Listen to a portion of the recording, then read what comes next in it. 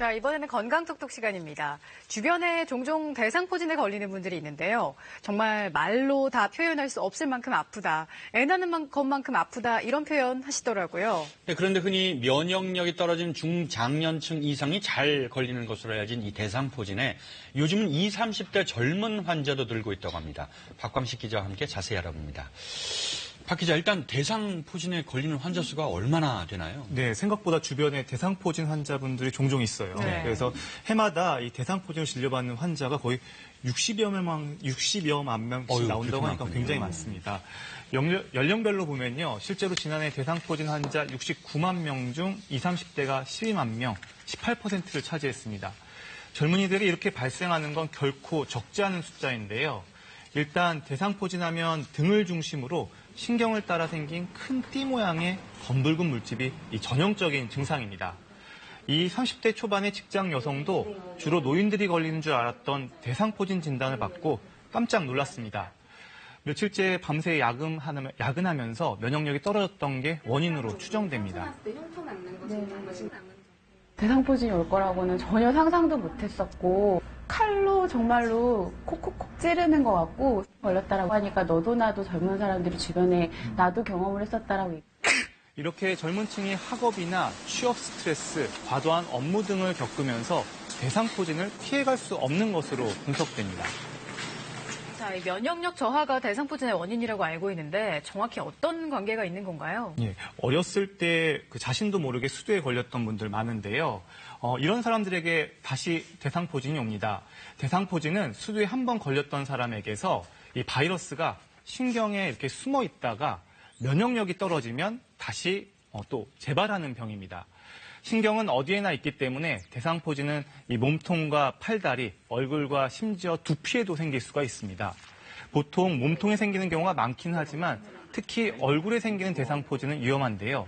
한쪽 눈 주변이나 이마에 생길 경우 안구를 침범할 수 있어 주의해야 합니다. 특히 이 코끝과 측면에 이렇게 물집이 생기면 안구 침범 가능성이 높고 심하면 실명에 이를 수도 있습니다. 자, 이제 저 주변에도 이제 대상포진에 걸린 분들이 몇 분 계세요. 그런데 이제 증세가 나타나면 이게 사실 피부에 좀 뭐가 났거니 생각을 했고 그래서 치료를 미루다가 나중에 대상포진인 걸 알고 치료하신 분들이 적지 않아요. 고통도 받으면서요. 이렇게밖에 할 수가 없을까요? 일단 대상포진의 초기 증상이 좀 원래 전형적으로 나타나면 알기가 쉬운데 네. 요즘엔 좀 애매모호하게 나타나는 경우가 많습니다. 네. 그래서 좀 알아채기가 어려운데요. 보통 대상포진 증상은 처음엔 해당 부위에 이렇게 통증이 나타나고요. 뒤이어서 찌릿찌릿한 감각 이상이나 가려움증을 느끼는 경우가 많습니다. 그리고 이 사나흘 뒤에 또 피부가 붉게 변하면서 물집이 잡히는데요. 60대 이상에선 통증이 훨씬 심하게 나타나지만 20, 30대의 경우 이 통증보단 피부 물집 증상으로 많이 나타납니다. 일반적으로 대상포진은 전염성이 거의 없지만요. 이 물집에는 바이러스가 존재하기 때문에 이 피부 병변에 접촉할 경우 다른 사람에게 전파될 수가 있어서 만지는 건 피해야 합니다. 이 대상포진은 후유증 같은 건 없나요? 네, 그렇기 때문에 사실 이런 부분 때문에 대상포진은 치료 시기가 매우 중요합니다. 이 시기를 놓치면 대상포진이 사라져도 극심한 신경통으로 고생할 가능성이 높기 때문입니다. 피부 발진이 생긴 지 3일 이내, 72시간 이내에 항바이러스제를 복용해야 치료도 되고 포진 후에 신경통도 예방할 수가 있습니다. 그런데요, 최근엔 대상포진을 앓고 난 뒤 또 뇌졸중 위험도 높아진다는 연구 결과가 나와서 각별한 주의가 필요해 보입니다.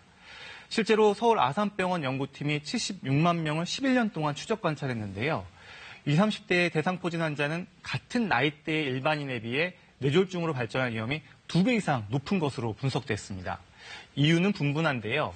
대상포진 바이러스 때문일 수도 있고 대상포진을 유발했던 심한 통증과 많은 스트레스 자체가 뇌혈관에 영향을 줄 수 있다는 이야기입니다. 전문가의 말 들어보시죠.